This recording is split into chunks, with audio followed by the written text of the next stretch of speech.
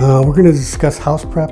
Usually what I do is when I get to the job site, the first thing to do is I walk the outside of it, look around, look for any holes, openings that need to be covered prior to the application. I look around to see what's next to me. Do I have a car dealership on one side, or do I have a child daycare on another side? Am I going to use ventilation if I'm going to run fans in there, whether I want it to come pull air in and push out the exhaust, or vice versa. So as you're doing that, you have to prep the house. You're looking for any accessible areas. That's just on the outside. Then you walk the inside to see if there's anything visible from the inside you have to do. If you have to put up a demising wall for a porch, do that. The windows, cover the windows. If there's equipment or doors in there, cover those. Anything that could get foam on it that you don't want foam on it, cover it to protect it. One of the things that I bring up to installers is, look at the floors. Stained floors are a big thing now.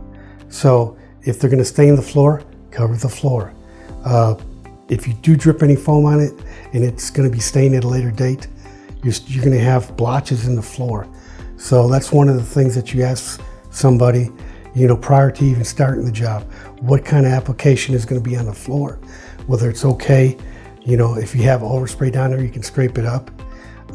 But same thing goes with wooden trim pieces that are in there.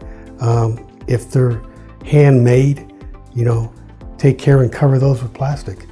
A lot of it is common sense. You don't want to be spraying inside a house and be spraying the fumes outside, and you got a daycare next door and the wind's blowing that way.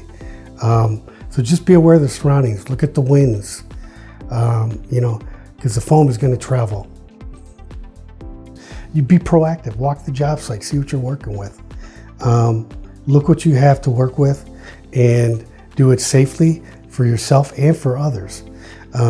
Just because you go out to the job site, a lot of things you'll see water pipes and stuff coming inside the walls. Seal those off, because then, if there's siding on the outside, you don't have to, worry about the foam coming out. Same thing with your eaves. Look at your eaves. If there's any vents in there, you need to stop that. You need to put some blocking up there. So when you do spray in the attic roof line, you're not going to have foam coming out any accesses to where you're going to have to go back at a later date and clean it up. Same thing goes with the garages. The garages, make sure the doors are covered. Make sure all the tracks are covered, the motor's covered. Electrical box, people will tape those over. That's a good idea.